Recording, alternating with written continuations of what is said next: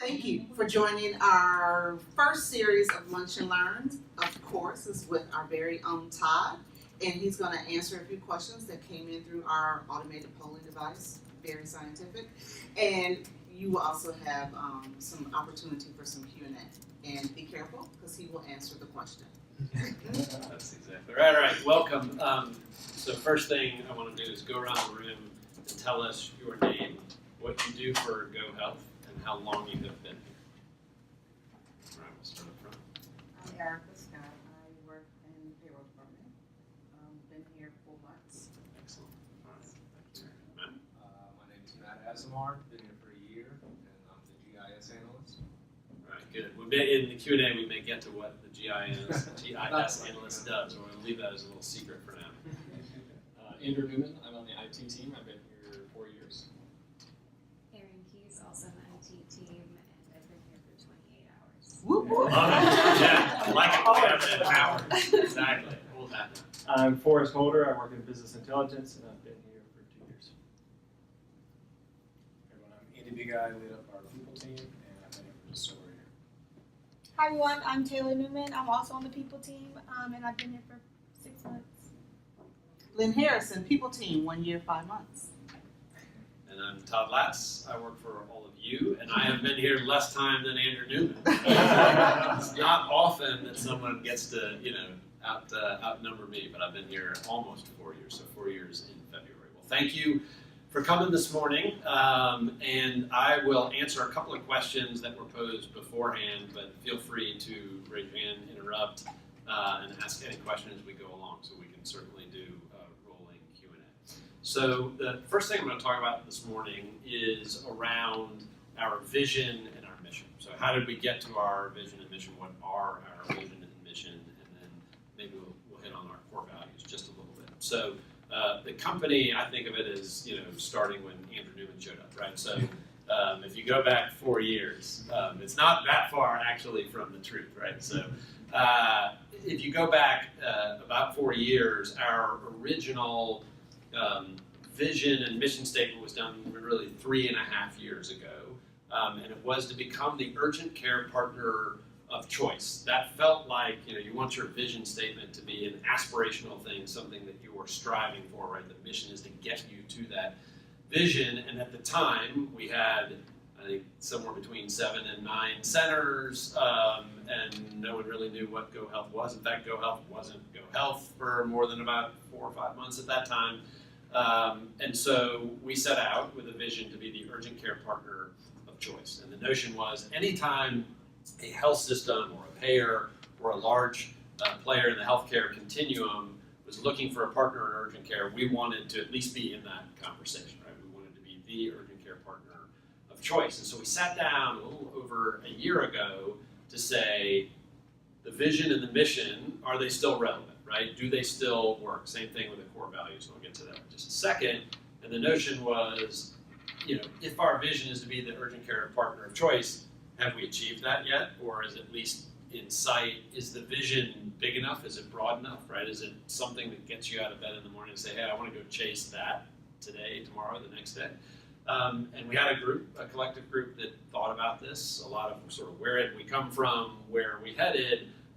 And the collective decision was urgent care partner of choice just wasn't big enough for us anymore, right? We had achieved at that point relative size, certainly in this industry, right? So it would be in the top 5 or 6 size-wise in terms of numbers of centers, and from a partnership standpoint, by far the largest urgent care partnership-oriented organization in the country. And so it felt like that vision had been, at least with a straight face you could argue, had been achieved, and so we wanted something that was more aspirational, right? Something that we could strive for. And in an organization like this that is a constant evolutionary, fast-moving, growth-oriented company, we wanted to have a vision that felt like it was pretty far out there, right? Something that we could really go and strive for. And as we thought about our key stakeholders, so those are customers, those are our team members, so all of you, our partners, and then our communities, right? We have a retail model where we're nestled in and amongst our communities, right? We want to really be part of that fabric. We want to enmesh ourselves there. So as we thought about those key stakeholder groups, the question was, what is the common theme there? And this word kept coming back as we would discuss what was most important to us, what we were trying to achieve, and the word was experience, right? So that was in our original mission, which is great to have that continuity, which was we were looking to create healthcare effortless experiences, right, in our urgent care centers. Healthcare from the dawn of time has been everything but effortless, everything but frictionless, right? It's always been about, I come to you, I take it on your terms, not healthcare comes to me, right? It is about my convenience and access and sort of my wants and needs. And so we thought about experience in terms of customers. That had been there and an important one for us all along. The second piece of that was our team members, right? We wanted this team, this ever constantly, growing team, to have an amazing experience as part of this team, right? Not as a patient, but as a team member here at GoHealth.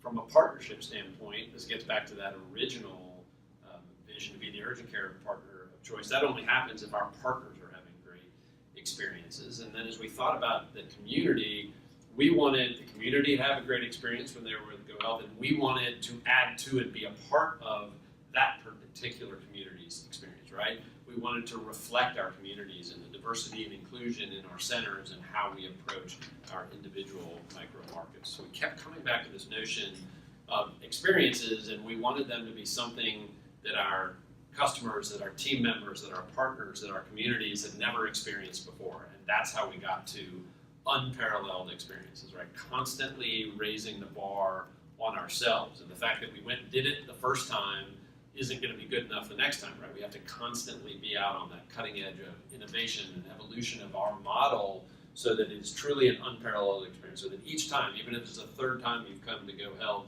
you had an experience unlike any that you've ever had before in healthcare. And the broader notion of that is it ought to and should and can go even beyond urgent care. And in fact, some of our partners have chosen us not just because they were looking to do something in urgent care, because they're looking to change how they approach their consumer, their customer, their teams across many disciplines in healthcare, right? Not just about urgent care. My favorite comment from one of our partners, this is the CEO of one of our health systems, said, Todd, we love what you're doing in urgent care. We're really excited about our team and your team, but I'm just going to tell you right now, this isn't about urgent care for us. I mean, urgent care is interesting.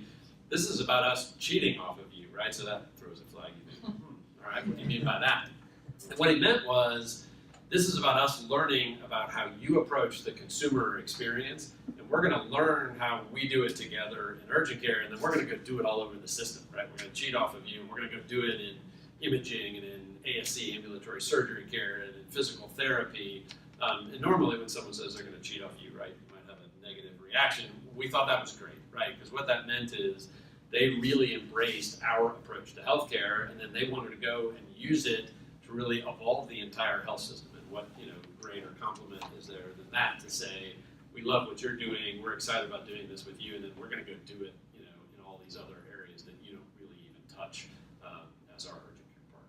So that's how we got to our vision of unparalleled experiences, and the mission is how do you get there, right? How do we bridge the gap between where we are today and where we're going from an unparalleled experience standpoint, and that's by going above and beyond, right? Above and beyond for those key four stakeholder groups, our customers, our team members, our partners, and our communities, and we're going to do that by ensuring that those experiences they have are effortless, that they're personal, and that they're connected. And so all of that we redid a little under a year ago, and then the other thing we did is we thought about our vision and our mission is we went back to our core values and said, are our core values still valid, right? Do we still believe in what we have spent, the last 3 or 4 years almost, focusing on from a core value standpoint? And I'm very excited to tell you, we really made almost no changes there, right? The good news is our core values were standing the test of time. We still believed in what we were doing there from a collaborative standpoint, right? From an innovation standpoint, from a diversity and inclusion standpoint, integrity and accountability. Those were the core 5. We did add one. We added courage to integrity, so we've cheated the notion of having 5 core values a little bit. But we said, courage is really part of that integrity piece. Having the courage to do the right thing, right? Having the courage to do something no one's ever done before. Having the courage to admit to your mistakes when you don't get it right, and learning from it and doing it the next time. So that's where we stand today with our vision and our mission and our core values, and hopefully each of you have a sense in what you do on a daily basis for our organization, that those are very much aligned with how you see the world, and you feel like you're contributing to that. Maybe 28 hours in is a little early to have hit all 5 core values, but hopefully we're getting close on a number. Give me maybe 24 more. That's perfect. All right, yeah, by tomorrow we should be good there. The second question that was posed is a week in the life for me, for us, and I'll think about this a little bit more broadly, but it's I think no day is like any other, which is one of the things that's super exciting about being a member of the GoHealth team. So I spend a good bit of my time thinking about organizational structure, so our team, right? So if you're growing at the rate that we're growing, how do we ensure that we're attracting the best talent, that we're creating an unparalleled experience for our team so that they want to stay here and grow with us? How do we create more responsibility and more opportunity for our team members? And how do we ensure that we can deliver on the promises that we're making to ourselves, to our board, to our partners, from a growth perspective, to our communities? I mentioned earlier today, Andy and I spent 90 minutes today talking through team roles, what type of people fit best with us in our sort of nimble, fast-moving learning culture, and how do we ensure that we can find people that are a great fit for us and where we can create a great experience for them. I spend a good amount of my time with our partners, so talking with leaders and operators in our health system institutions, either on where are we today and where are we trying to take this partnership that we have, or where did we say we were going to be and we haven't gotten there yet and we need to do something different to try to achieve those collective goals. It's what's happening from a health system standpoint. Where are they? What are their goals that might not be in their mind tied to urgent care, but how can we help? If we think about a population health context and value-based care, our health system partners have all sorts of opportunities that align very much with what we're doing, but they don't always tie those two pieces together and understand that in our urgent care centers, we can close gaps in care, we can do health assessments, we can see patients other than just episodic illness and injury and help them achieve their quality goals, their population health management goals, their goals to engage with the community. It could be they need to find more new patients, right? They're in an established market. They need to see newer members of the community, and urgent care is a great way to go do that. I spend a good piece of my time working with our board, so that's who I report to, and we think about that from a strategic standpoint, from a growth standpoint, from a resource standpoint, right? Do we have the capital to grow the way we want to grow, and how do we think about how many new markets? Should it be 2 new markets and partnerships next year? Should it be 4? Should it be 6? We have those types of conversations. And then what's going on around us, right? Outside in the industry, how is there an opportunity to position us to take care of more patients, to be more things to more people? And sometimes when is it important for us to stick to what we're doing and continue to work at perfecting the model that we have today?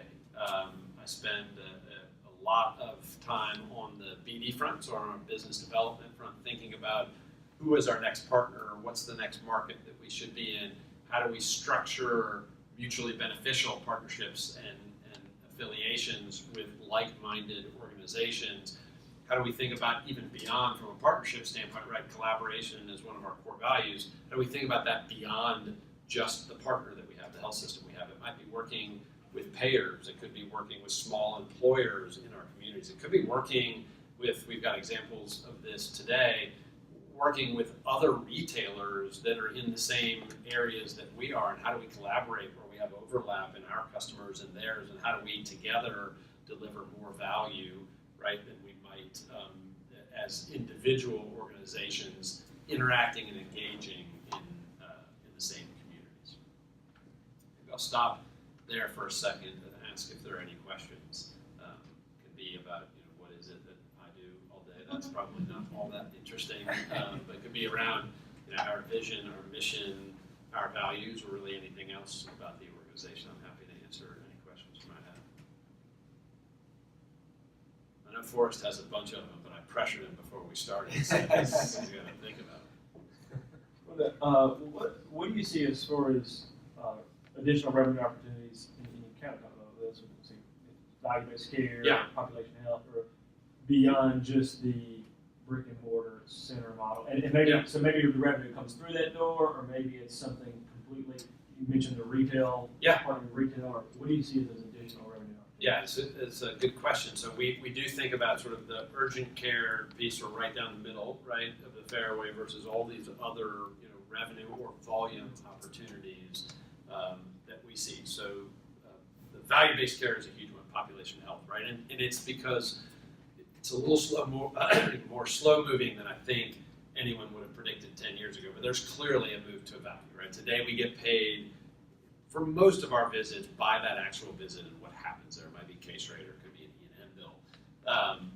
But where it's moving, right, is getting paid more of a fixed rate to take care of an entire community. And one of the things that we think most people don't think about in our area of healthcare is that urgent care is perfectly positioned to play in that value-based space, right? Because we're out there in the communities, we do the retail access piece, we see patients that might be coming in to rule out an ankle fracture, but it turns out they haven't had a vaccination, they aren't managing a chronic condition that they have, or there's something else going on that we can identify in that history. And it might not even be something that we handle, or it might not be a revenue opportunity for us, but it's a proactive way that we can help a patient handle something else that's going on. So it might just be referring them to someone else that can take care of them. It's ideal, obviously, if we can handle it, because then we can do it in that same visit. It's very convenient for them, and it's an additional revenue source for us. So that value-based piece is certainly one. We think about how do we engage with employers. So how do we, how are we more of an assistant to the large employers, right, in our communities, and how can we care for their team members or allow them? It might be taking care of their team members so they get back to work faster. It might be taking care of team members' families, right, so that they're not concerned about something else that's going on from a healthcare perspective, and they can be more focused. We think about it in terms of there are probably 5 or 6 for us things that we're doing right now that have nothing to do with urgent care, as it were, but having a retail healthcare location that's enmeshed in the community and is that closely located gives us the ability to do other things. So there are assessments and there are patient communities. So for instance, you've just signed up for life insurance. So today the model is the company tries to schedule a nurse to come out and take a bunch of vitals from you. If you've ever done it, it's a pretty awkward experience. It's happening in your office or in your home. The people never show up on time. Well, what if those people, when they're going to the grocery store, could move 10 feet to the left or right, come in our center and get that handled in 10 or 12 minutes in a healthcare environment where if they found something else could be done with it immediately as well, right? So that's something that is not an immediate illness or injury, but it's a way that we can participate in the broader healthcare continuum. It's ruling out things on a preoperative standpoint, right? So maybe someone comes into the urgent care before they have a surgery to ensure that we get a baseline. There are some research analyses going on all the time, research testing and things that we can do in our environment. So lots of opportunities. Once we're in that community, we have a center with great clinical professionals and other support team members where we can offer different things to the community. All right. Anyone else? Questions? So like I said, in the beginning, I've been here for a little over a year. Yeah. And in that time, our number of markets has almost doubled from 4 to 7. So I guess my question is, what's the reason behind that? Is that just great opportunities popped up, or we just have more success or more confidence in our success and process?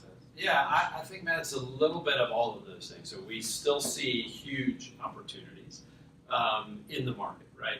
And I will tell you, originally we targeted health systems that had never done urgent care before, right? So we thought, well, they haven't tried it yet. They might feel like they're behind the 8 ball. They're more willing to commit to a large-scale partnership, right? We like to have lots of centers in a network environment. If you look at our more recent partnerships, this would be true in Hartford, in the Midwest with Mercy, now coming very soon, right, with Novant Health in North Carolina. They all have very robust urgent care networks, and they still partner with us, right? So now the opportunity is take something that's been, maybe it's been primary care co-located and move it into a retail model. Or maybe it hasn't worked very well for them and we have a different consumer experience and approach, much more of a digital patient acquisition. We're able to think about communities a little bit differently than they do. So part of it is absolute, opportunistic. There's no question that when we're able to prove that the model works, that gives us the confidence, right, which was part of your question, to go out and do this more frequently and more often.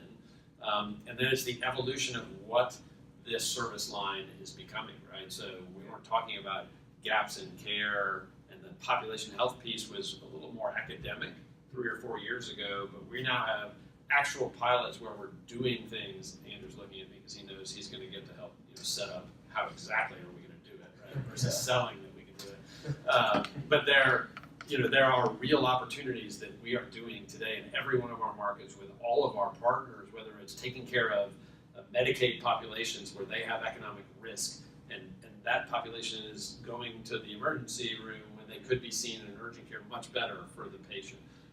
So all of those opportunities in and around. So to Forrest's question around what urgent care is and is becoming, that opportunity set is broadening, which gives us the confidence to go ahead and to keep growing as well.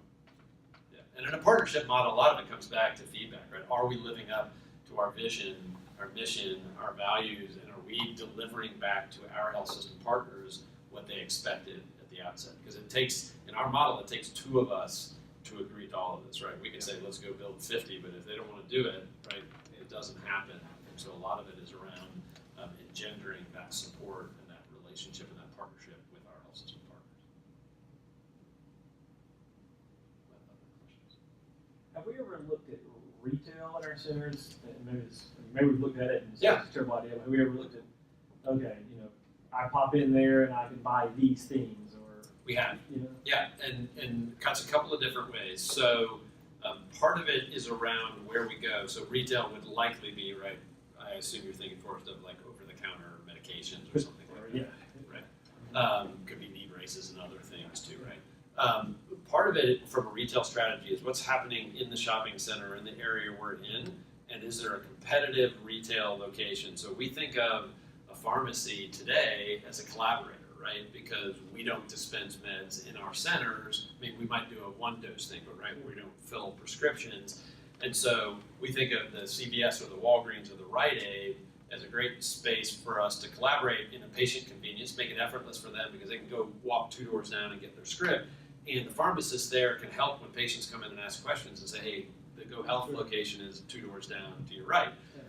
If we started selling SKUs, if we're selling things and we're competing with them, so it could both upset the collaborative process we have going on there, and we might not have the right to do it in that shopping center either. So some of it is zoning and what can you do as a healthcare facility versus being a retailer. We've actually thought about it before because there were areas that we couldn't get into because we weren't a retailer. And we talked about, do we need to sell 10 things in order to qualify as a retailer to get in next to the Starbucks in the grocery store, right? So we've looked at it from a workflow standpoint, from what happens at the front desk, right? We have a very streamlined workflow that is designed, very open and transparent, designed to get the patient to the room and get them in front of the clinician. And then our discharge process is you walk out of the room, it's straight out the door and you're done, right? No coming back to the front desk. And when you interpose something in there of a cash or a credit card transaction for a good at the front, it's not a margin play. It's not a big revenue piece. It definitely disrupts. It's disruptive to the workflow. It's a patient convenience piece, but we've made the decision thus far, not to say that we wouldn't revisit it, that the convenience of finishing your visit and walking straight out the door and getting on with what you were really intending to do with your day, that's more valuable to the patient than being able to pick up a bottle of Robitussin on the way out. And where we're located, there's a grocery store or a pharmacy usually within a stone's throw, or there are 4 of them.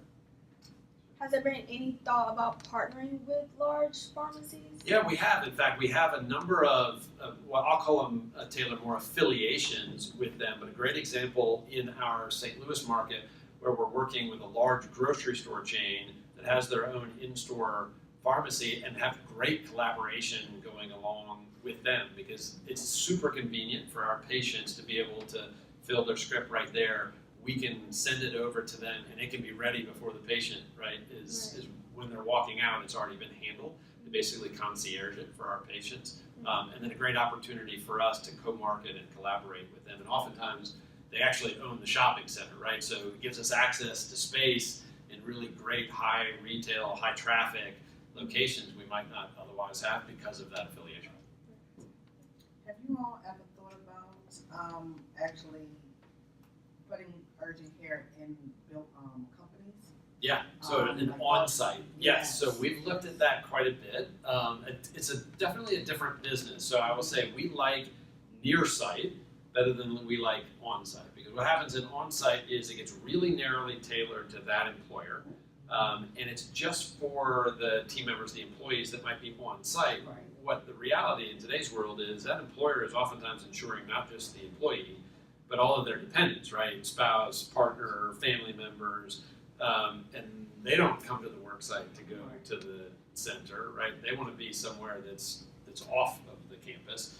And so that's why we like near site. And so we do work with a number of employers. Portland's a great example where we work with some larger employers to take care of their employees and their employees' families in a near site context. So we're 2 miles from campus, but we're not on campus. Because the on-site piece is a pendulum that swings back and forth. Big companies love it, and they build these elaborate centers on their, in their building, and then their employees don't use it because it's at work, and so then they swing back and they do it near site, and then they forget that they were back there, and they come back to it. So it's something that we look at quite a bit. Some interesting direct-to-employer angles there, and we like working directly with large employers. But I think for now we'll stick to the near site versus the on-site model.